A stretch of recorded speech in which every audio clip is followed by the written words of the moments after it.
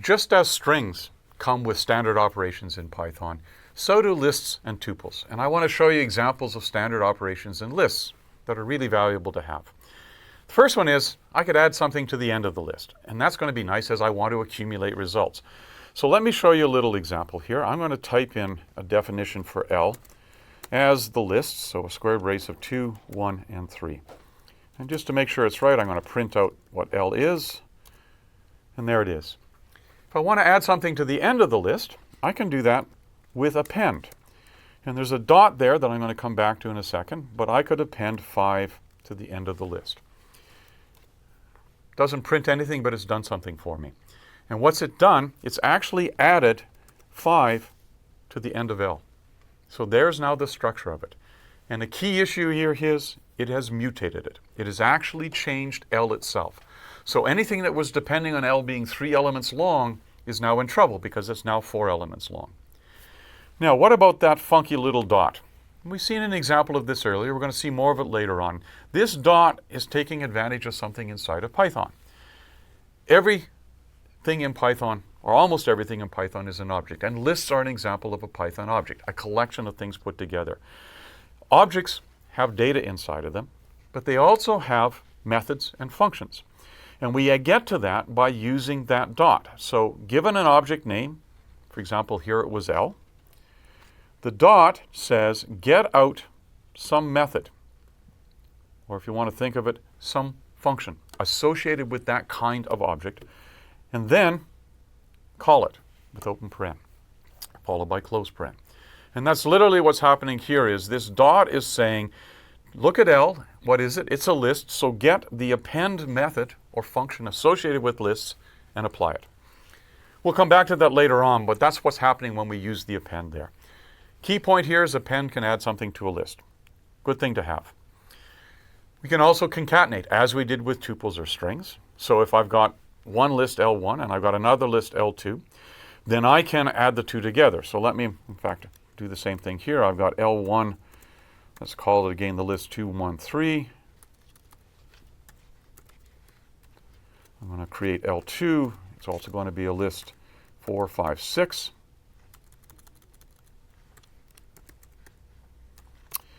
And I can concatenate them. I could say, let L3 be L1 plus L2.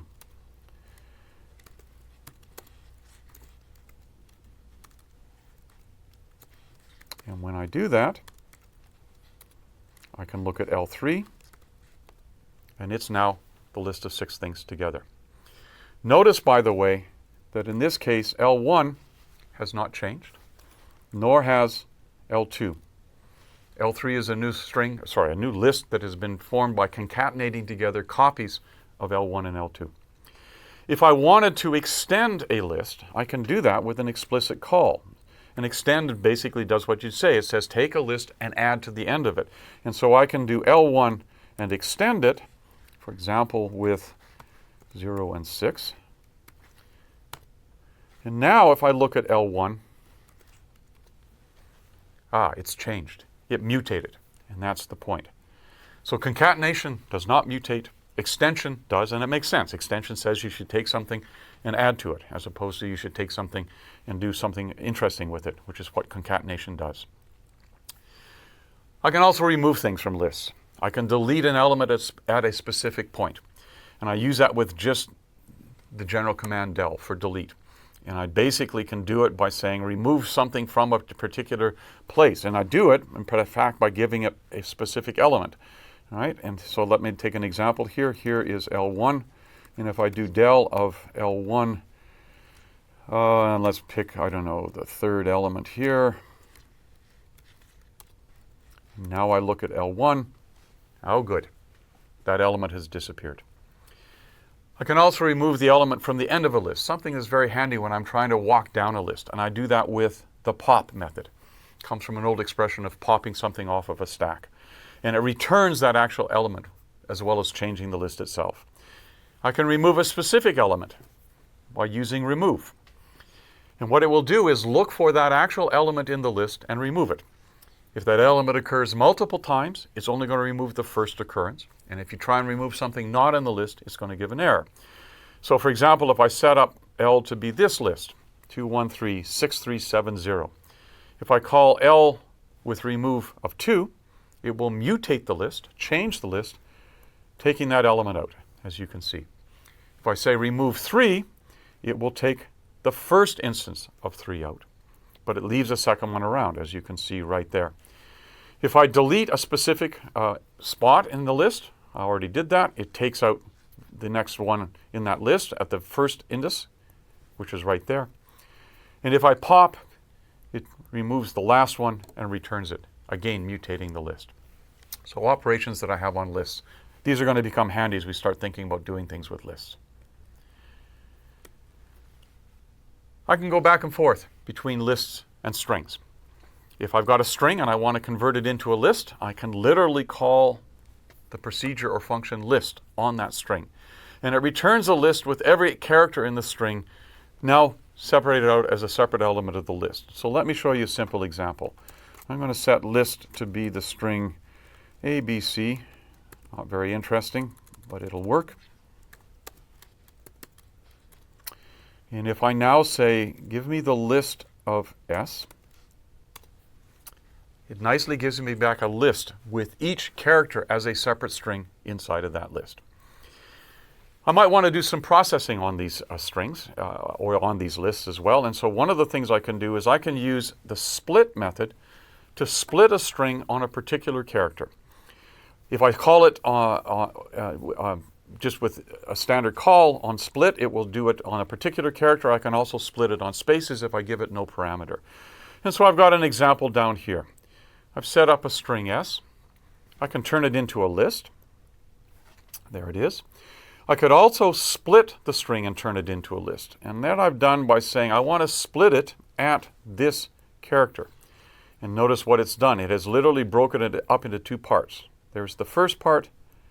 There's the second part right there.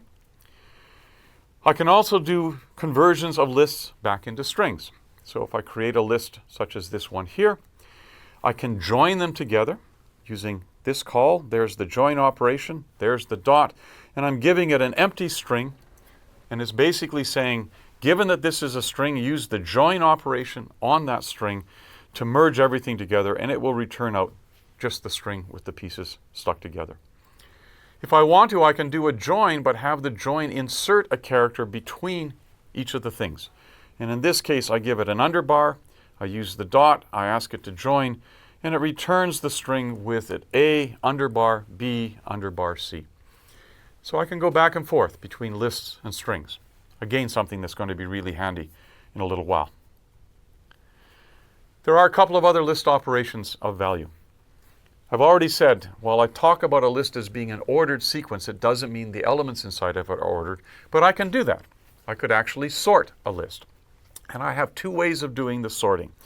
I can sort the list and return a new version of it, or I could actually mutate the list and sort it itself. And so I want to give you an example here. If I set up L to be the list of 9, 6, 0, and 3, it's certainly not sorted. And if I look at L, there it is. If I call the special function sorted on L, it returns a sorted version of L. But L itself has not changed.